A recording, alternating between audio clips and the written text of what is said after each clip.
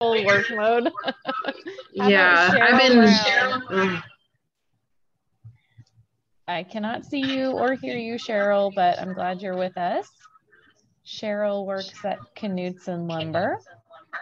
And then I don't know who 509-929-0802 is. If you want to chime in on the chat, feel free. Oh, Nicole. Hello, Nicole. I'd like to welcome you guys all to our next installment of the marketing. What are we calling it, Matthew? Your online presence, reputation, taking the bull by the horns. Telling your story. Telling your story instead of letting it be told. So thank you everyone for coming. And Matthew did an awesome job with us last month, and I'm excited to see the next chapter of this. And with that, I want to say that this is all for information purposes. I know there's an echo, and I want to stop talking as soon as I can. So if you are not on mute, mute yourself. I'll mute myself, and I'll hand the reins over to you, Matthew. Thank you. Great. Hang on a second. I'm trying to get everything going here. There's still an echo. Someone's echoing. Samantha, are you on mute? There it is. Okay, much better. All right. Hang on with me for 1 second. I'm on vacation at the moment, so I don't have my two screens. It's done. Give me 1 second. So, share this and that. Okay, can everybody see it? Thumbs up, yeah? Okay, great. All right, I'm doing this really cool thing where I have my presenter notes, my iPad. This is really high tech, so bear with me. Okay, so, hang on, here we go. Where's my mouse? I can't see my mouse, that's perfect. All right, hang on, I'll close the chat here. Okay, so last month, I did an overview of kind of the holistic view of marketing your business.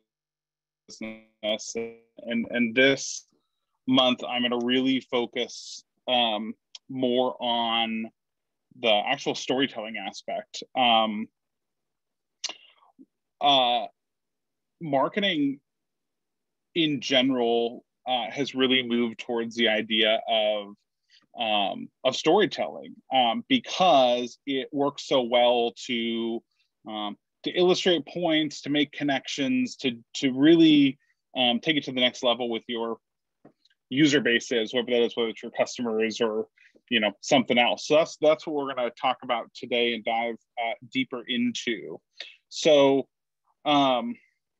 this is a good quote, I think, from the Vice President of Communications for Ford Motors. I think it really underscores kind of what I'm going to talk about here a little bit. So let's jump right into, what's in a story and why is it important for you and your business?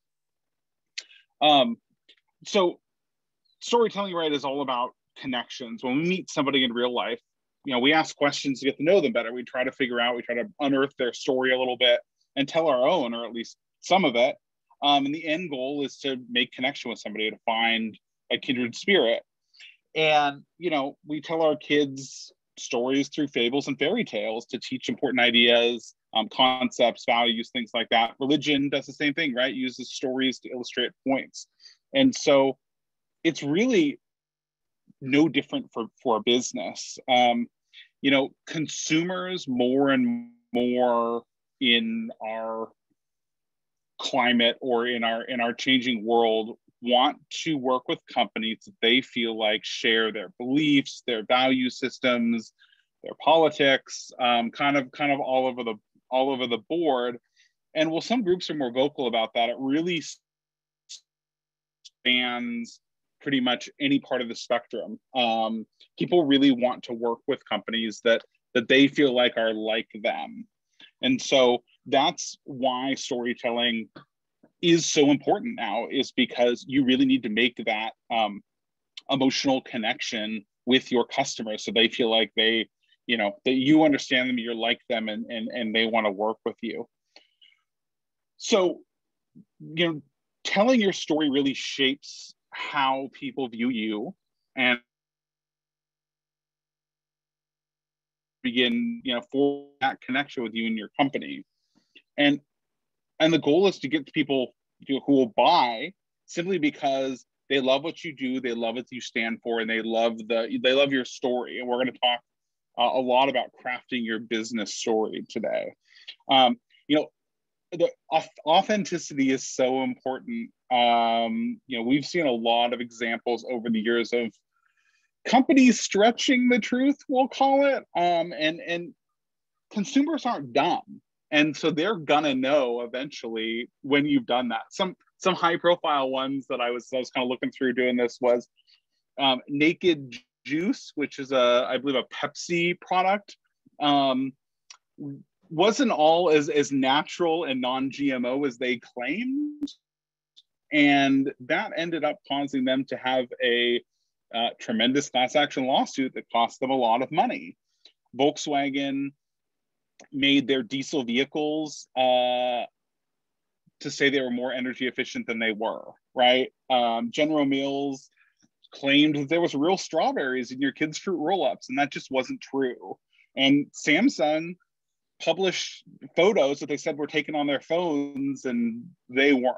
So it's consumers find those things out, and I know those are big national examples, but either way, be authentic, because it's all part of it. And we'll talk why that authenticity is important in making that connection. So, I mean, I think this marketing isn't about the stuff you make anymore. It's about the stories you tell. And I think that's really, really true. And I'm going to, again, try to get to that. So let's talk about crafting your business's story. I think that is, you know, really, really the meat of what I want to get to is put together and, you know, sort of going over the elements that go into doing that. So rule number one is don't be boring. You know, your about page on your website is very likely, aside from your homepage, the most visited page on your website. And that is because it's, again, where people are going to find out about you. They're going to find what you're all about and decide if they like you. And so, you know, a good business founding story takes the reader on a journey, right? It sounds really lofty, but it's true. It gives them a glimpse of who you are. It helps gain emotional buy-in, which is really important to making that connection. And just reading your story makes people feel better, and they start imagining how good it would be to work with you.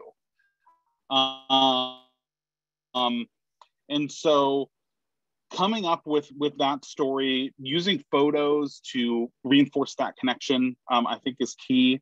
And finding your 4 key moments in crafting your story. That's really what we're going to talk about today, is what these key moments are and how to make your story, your narrative that makes that about page, that the thing that people is going to see about you.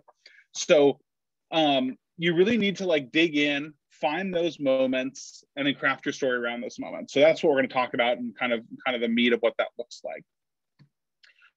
So your 4 key moments, right? So you need to tell people what problem you solve, right, in your business. What was the catalyst that made you start your business or pivot your business in some cases? That was the thing that you're going to do that was going to set you apart from the competition, right? I mean, that's always the thing when you start a business or you have a new product, especially. The question always is, how is this better than what's already in the market? And what, you know, why am I going to be different? Why am I going to be better? And then once you've identified the problem, it's what are you doing now to fix that problem? What's the thing that you offer? And then what's your mission, right? What's the driving force that pushes you in the direction of fixing that problem. What makes you the best person to do this? And you really don't need a special talent to craft your story. When you connect your mission with the story, you're gonna energize and motivate your audience. And so it's really about just sitting down, thinking about it, and putting pen to paper. And I actually did this exercise with myself and my business when I was putting this presentation together, and it only took me a couple of minutes. So I actually want to do it with you now.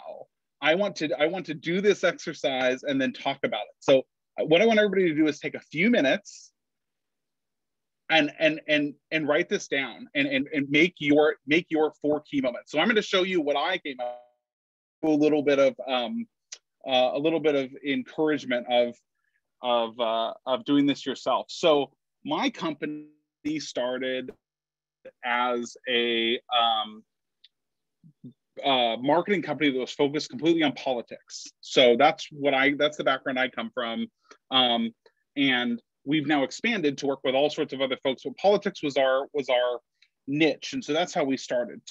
So we're going to look at my company's 4 key moments. So the problem we solved was there wasn't a digital marketing agency in Washington state that focused on Republican or center-right politics, that understood the uniqueness of the Pacific Northwest and how, whether you believe this or not, Republicans are different in Washington than they are in, say, Ohio or Iowa.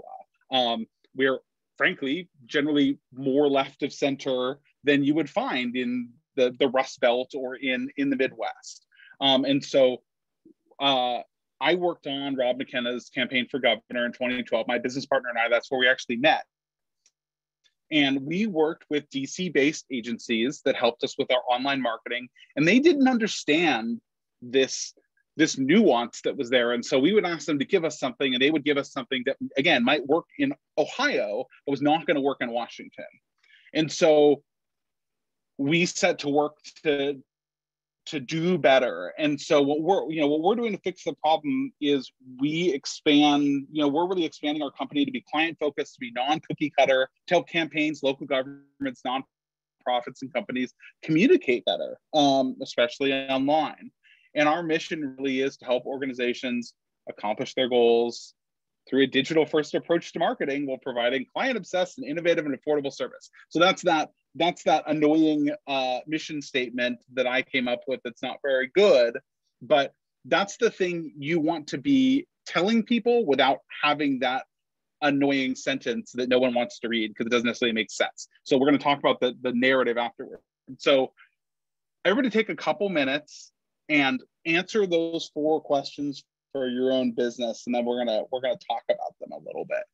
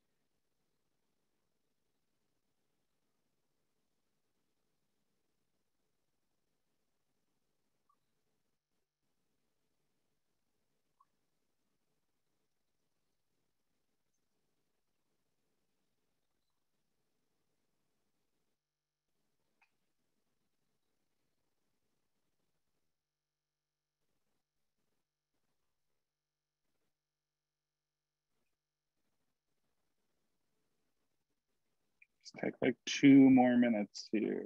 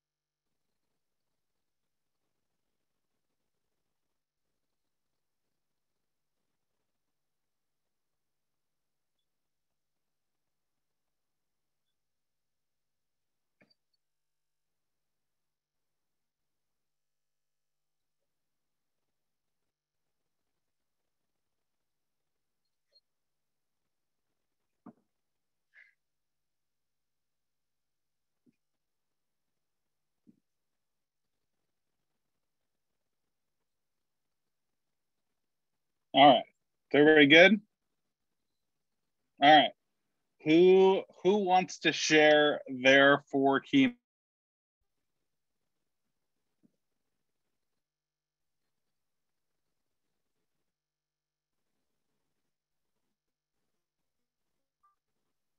Don't know, talk at once. I will start just to break the ice. Love it. So my name is Emily. I work for the Home Builders Association. So it's not my own business that I started. So I felt a little challenged, but in terms of answering the questions, like the first question, can you say again what it was? I didn't write it down. Yeah, what problem you solve? Okay. I help construction industry leaders leverage the benefits available to them through the local, state, and national home builders associations in my role as the member services director. The catalyst, I feel like there's probably a good story somewhere of why in 1955 someone decided Central Washington needed their own chapter of the Home Builders Association, but I don't know that story, although now I'm curious and I would like to, because I think that would be a fun story to tell. And then the next question was, what am I doing now? Or something like that. Yeah, what are you doing to fix the problem? What do you do to fix that problem?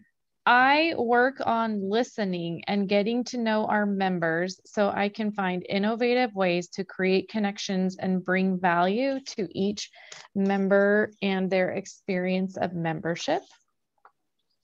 And then what's my mission?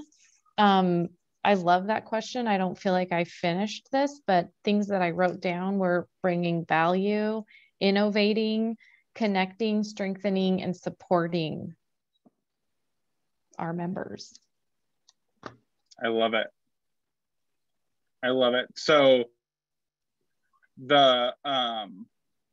that's really good. And the idea for I would say for the mission statement is really to help you introduce what we're going to talk about later called sensory details into what we're talking about. So it helps you some of those words that help you sort of emote when you're describing what you do. So anyway, cool. we'll get back to that. That was really, was good and probably more challenging because you didn't start necessarily the organization that you work for now.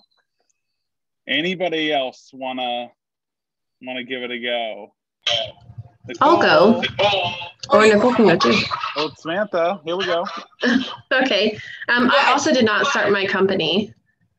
I am actually a marketer and agent, and I started as a marketer. And I majored in marketing as well at Central Washington University. So this is always so fun to like kind of have a refresher of everything I learned in college. So it's really nice. What problem do I solve? Being an agent and now also the Department of Licensing and a marketer is challenging altogether. And a lot of people don't really trust us because we just take your money. So until something happens and then you love us. So the problem that we try to solve is we try to find insurance needs that are custom to you and protect you as an individual. A lot of people tell you what common for everyone else, and what's common for everyone else isn't what you need. You need what tailors to you individually. And that's what we try to do a lot. The catalyst in our company was that we are owned by we have 7 other agencies that we have acquired, and they all have different names, and there was no marketing for any of these agencies. So part of my job is to not only be an insurance agent and try to gain trust, but to also bring back marketing and really get us out there. We're probably the last people think of until they have to buy a car or a home, and so we want people to think about it more and not just the cheesy commercials you see about bundling your home with Progressive. The fix would probably be, we've gotten social media since then. I have several accounts on my own that I have to control on a daily basis. I have created welcome kits, mailed and emailed for all new clients that show us who they are, who their agent is, and give you a little detail about what we like. It actually helps a lot. I've talked to a few ladies because it says I like to go wine tasting on mine, and my clients will call me back and we'll talk about wine for about an hour and a half. So it's pretty amazing.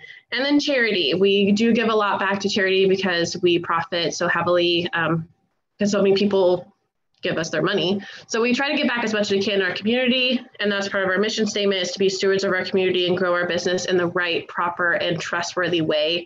And we want to be involved in every situation that everyone goes through. And we are just like you. We are your friends, your family, and your neighbors. And we want to be present and grow that trust with you.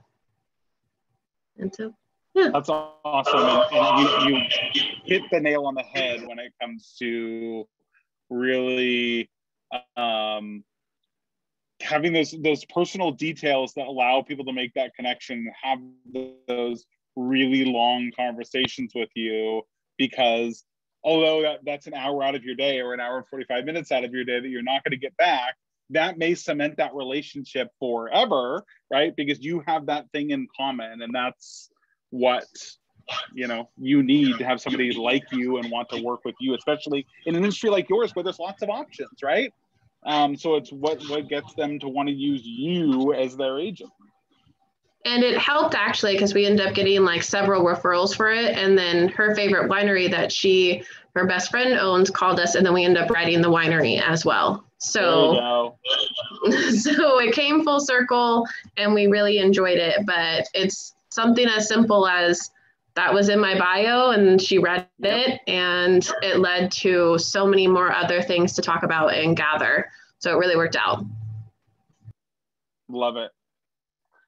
Thank you. Hi, let me unmute myself. Good morning.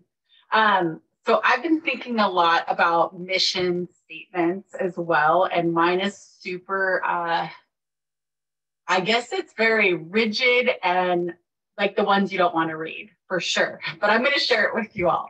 So first, I'm a health insurance broker. I've been working with companies on health insurance for almost 15 years. And I worked for, I'll call it a big shiny brokerage in Bellevue for 11 of those years. So I was an employee. I was a fantastic employee, but I was also building someone else's legacy. And there was somewhat unspoken rules in what you could and couldn't do. And I didn't really like that. I'm a relationship type person. I like to connect with people, and I like to be a connection, just like you, Emily. I like to help people in so many different ways. So what I saw as a problem was in an employee benefit agency that was putting the client first. So I like to say I'm obsessed with my clients in that I want them to thrive with benefits. And then 2, I'm also obsessed with details. I love the details. And in my industry, probably just like with yours, Samantha, it's highly regulated, and the details are so important, and they often get overlooked. So it's my job to make them flash and make sure you understand them. So I started my own agency at the end of 2017, so effective January 1st, 2018. So the biggest catalyst, I would say, though, what prompted me to make the change was my family. I wanted to build a legacy for my family. I wanted to give back to the community in which I live, which is Cle Elum and Kittitas County at large. And so I wanted to give back and be a part of that. So that was the catalyst for doing that. And then the problem is that we were fixing is we got to get to know our clients. So I love to talk to people. I talk for a living. I love to ask questions, and it helps me uncover what their real needs are. So mission for the company, and my old company that I work for didn't have a mission statement. It really bothered me. I actually wrote their mission statement as well. But the mission statement for my company is to deliver meaningful and affordable health benefits to employers. We value relationships we have with our clients, partners, associations, and carriers. And we take pride in and great care of our employees and community. That's it. See, I got the associations in there, Emily. Care about you guys too. I love it. And that's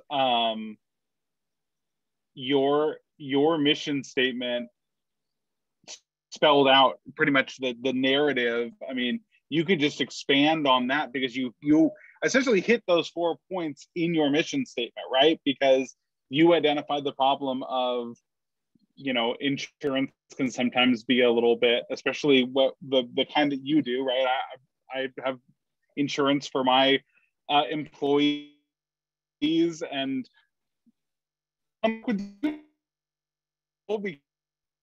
my broker I hear from once a year when it's time to renew, and the questions don't get asked. And I think that's, you know, that's going to easily make somebody want to work with you. And I think you could do a really cool narrative about, you know, you worked for an agency and saw that you want to do it differently, and giving back to the community, again, something we'll talk about in a minute, is a big thing, because that's a selling point. Especially I found since I moved to Central Washington, that's a big selling point, because community is a big deal, and people want to work with companies that give back to their community. Awesome. Anybody else want to go? You don't have to. All right.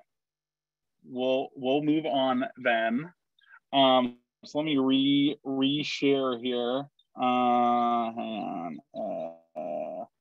Oh, I closed it. Hang on. Oh, there we go. There it is. Okay, so share here, share. Okay, so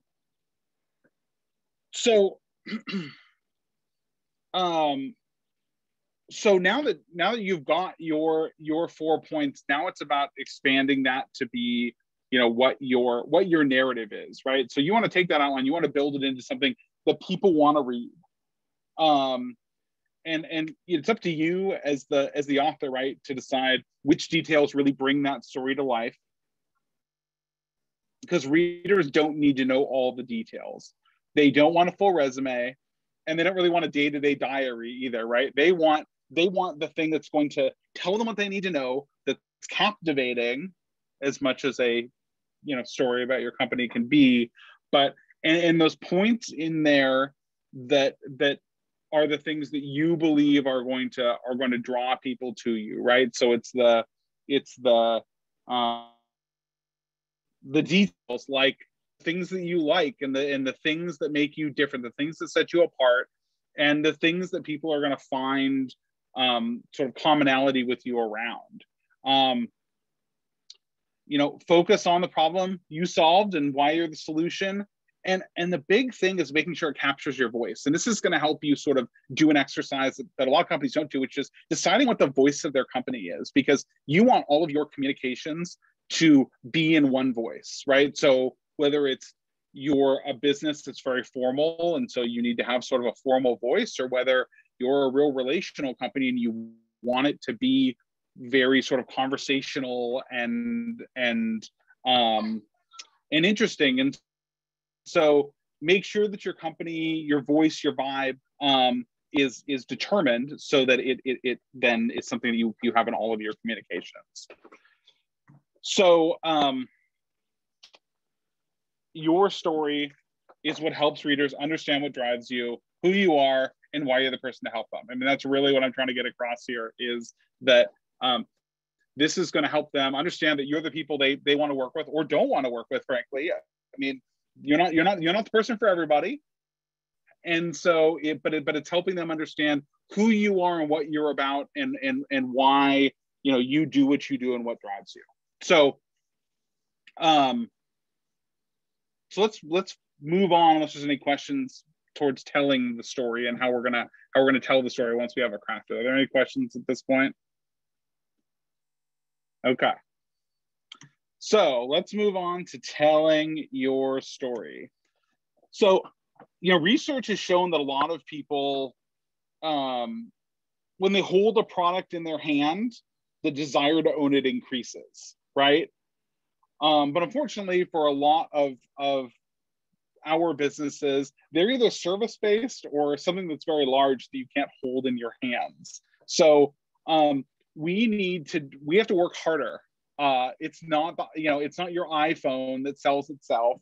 You know, it's not, you know, an iPad. It's not a physical product. And so we have to make the service or the big thing enticing. And you can let, you know, the readers imagine your product by telling that. And so the types of stories, right, that we want to talk about are those things that let people imagine what it's like to work with you and how great you are. It's telling your client, you know, sharing your client success stories. You may think that you're the best person to tell your story, but guess what? You're not. Your client is the best one to tell your story, because they're going to talk about how awesome you were and how much they liked working with you and how you solved their problem. And so a lot of companies resist asking for testimonials because it's awkward. It's awkward to ask, to say, hey, I want to tell other people how great I am, so I need you to tell me why I'm great so I can tell them. But it's becoming a lot more commonplace, especially with the advent of the internet, because reviews are everything, and most people read reviews online now, so they get it. And so I will say, step out of your comfort zone, ask people for testimonials, because your customers are your best salespeople. Lessons learned is an interesting, so there, I think it's important to talk about how you've grown as a business and how you've changed and how you've adapted, because people, again, want to know the person they're working with is like normal and human and their neighbor. And so, you know, sharing stories about how you've grown or failed in business, or how you've changed how you do business because of something that happened, or how you've changed perspective. I think those are good things. They're great things to talk about, like in a blog. They're great things to record a video to talk about.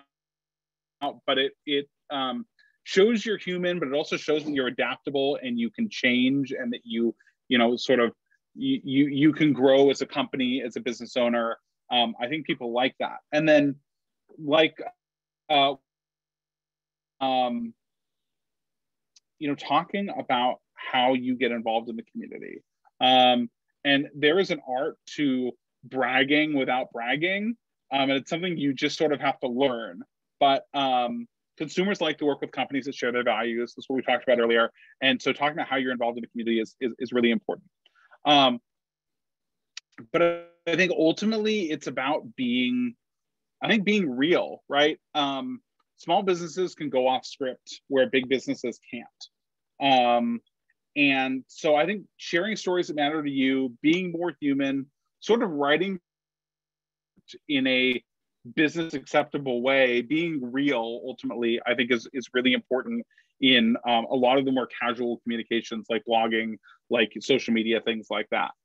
The other thing I just want to touch on is this idea of sensory details. It's something that is not a natural thing to do in writing, but something that can really up your sales game, so to speak, in the things that you're writing. And so that's about, it's those things that help make, I guess, your offer almost irresistible when you're talking. It's those colorful adjectives that give something some life, that help people sort of experience them more. So it's things like if you have a warranty, let's say, and you say, hey, we use the best materials, and so we offer a 10-year warranty because we use the best materials. Well, if you're a cabinet maker, let's say, you can have your squeak and creak free guarantee, right? That's your warranty, right? So it's the things that help people visualize in their mind what that is, and it also makes it more memorable.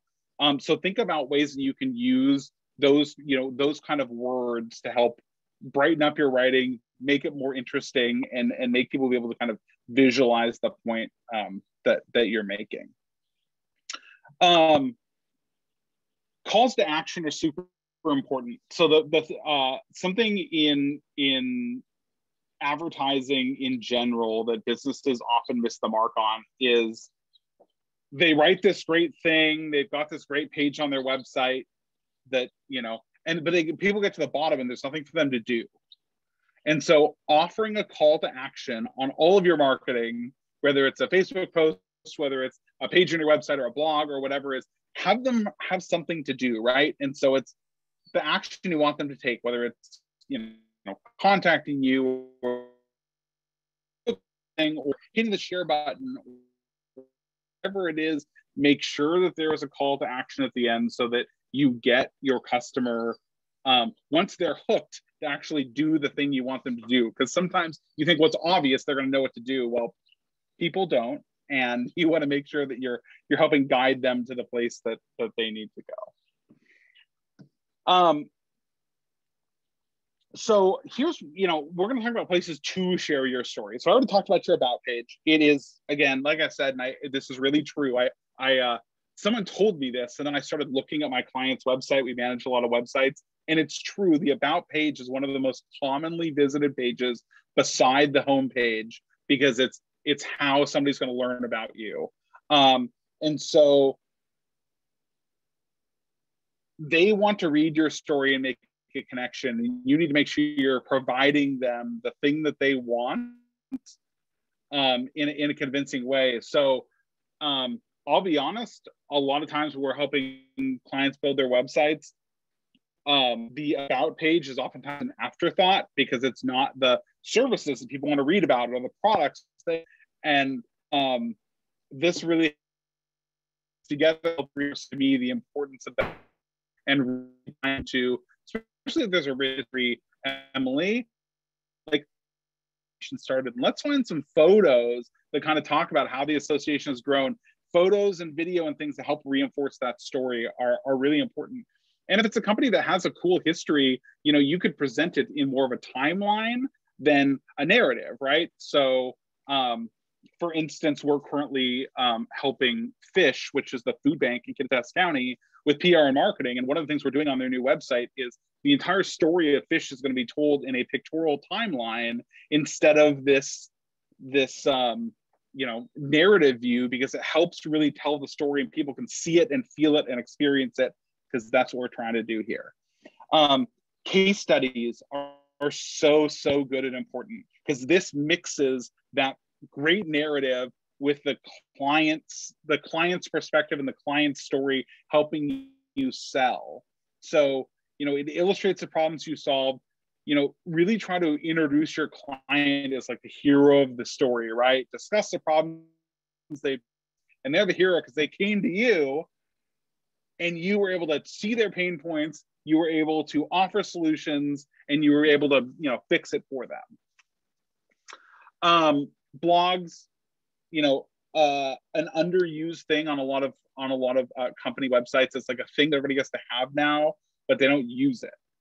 I encourage you to take time out to use it. It's a great way to help, again, through story, illustrate why one of your products works. So it mixes the case study of the blog, but it's saying, hey, we had a customer that came with this problem, and you know what the common problems are in your industry. It's how you do the FAQ without doing the FAQ.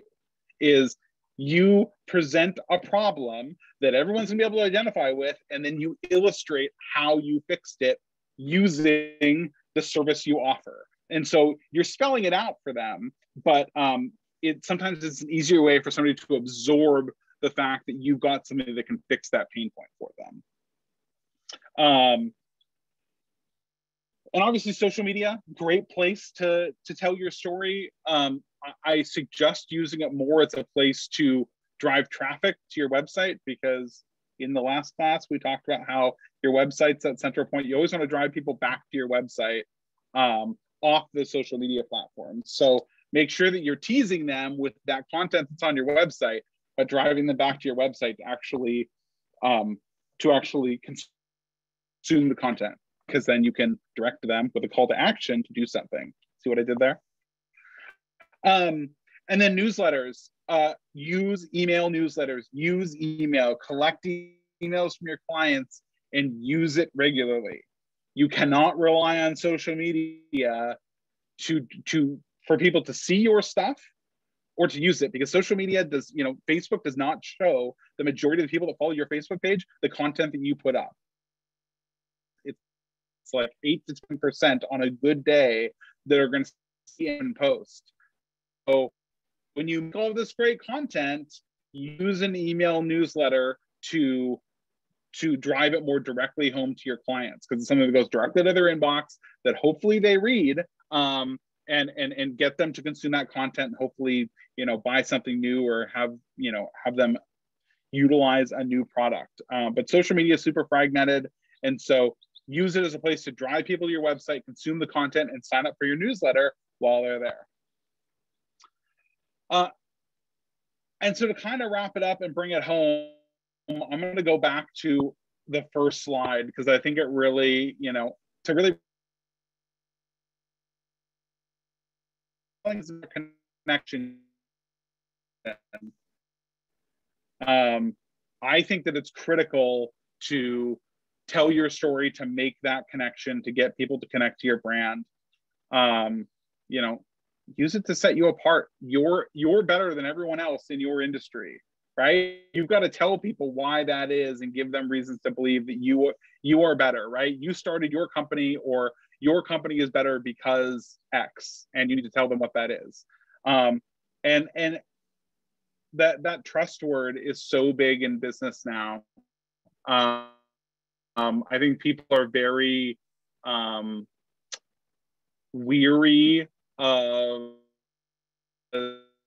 times our culture will say that businesses just have to make money. They're not good corporate citizens. And we all know that's not true, right? And so, well, not always true. And so building that trust is super important with customers, with potential customers. And I again, last but not least, be authentic, tell the truth. I think vulnerability to some extent is a good way to make a connection, because everyone's fallible and everybody knows that everybody's fallible. You're not perfect. And I think people like companies and business owners and folks who are real and like them. So that's the long short of what I got for this. Any questions on this or other general marketing questions from last time? I'm happy to answer any of those.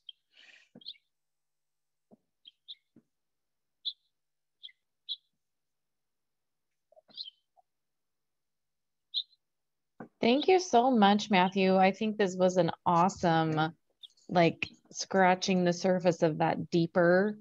I'd like to know, in a call to action, what would you recommend for all of us who are participating today? What would a possible next step look like for us, so that we don't just graze past this?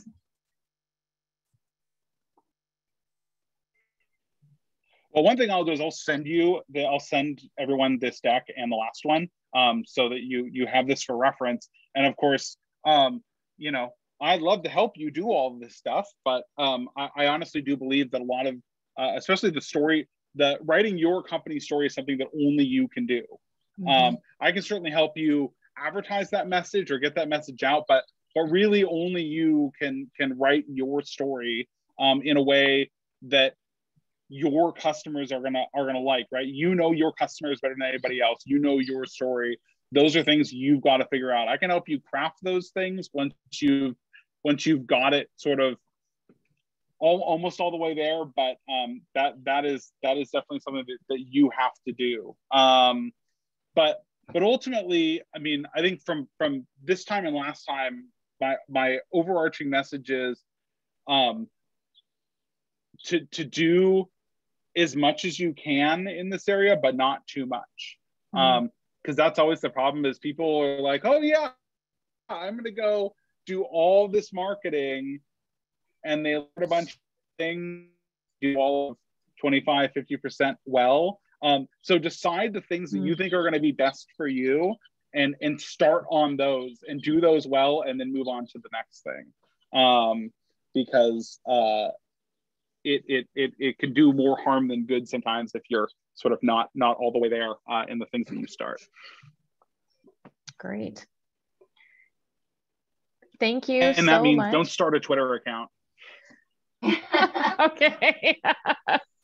I love that. I think that's so important. Don't go everywhere. Focus on a couple things and do them well. I think that's just like wonderful advice for all of us.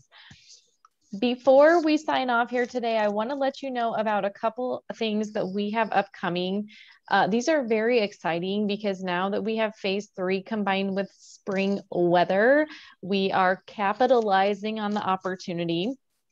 So we have 2 things. Number one, the first one is our very first in-person Hard Hat Happy Hour since 2019 is going to happen on April 21st from 5 to 7 p.m. at Mule and Elk in Cle Elum.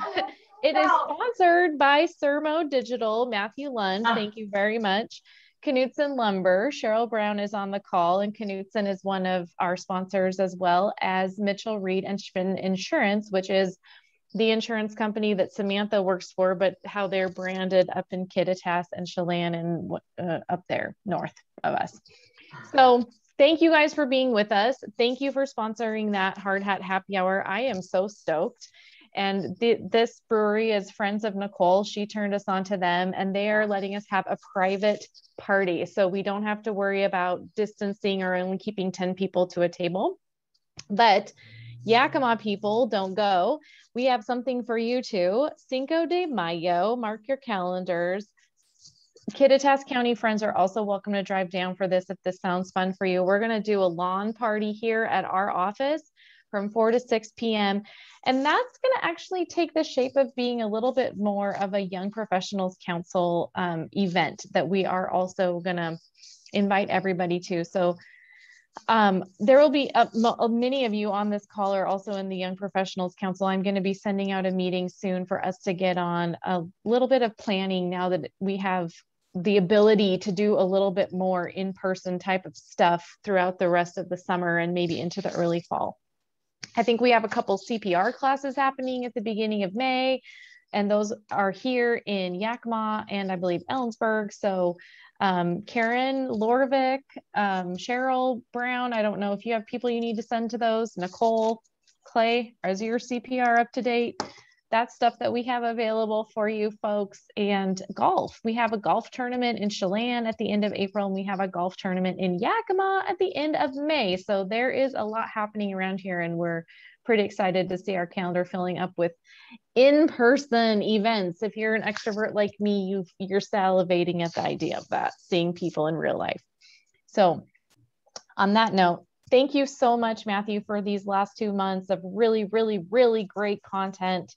And I hope everybody's able to take something and apply it, make that a challenge to yourself to put it into practice, something that you learned today. And so I will tell Seth that you said what's up. Nicole's buddy is Seth, who owns the brewery, and she won't be there.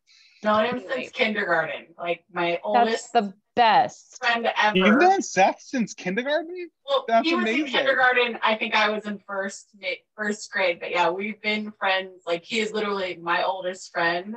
That's amazing. I know.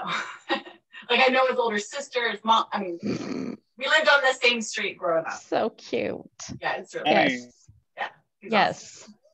Okay. Funny. I love that. It's such a Central Washington thing, even though you didn't grow up in Central Washington, but look, and here you are with Seth in Central Washington. So, okay. Namaste, everybody. Be well and have a wonderful day. I'll talk to you later. Bye. Bye.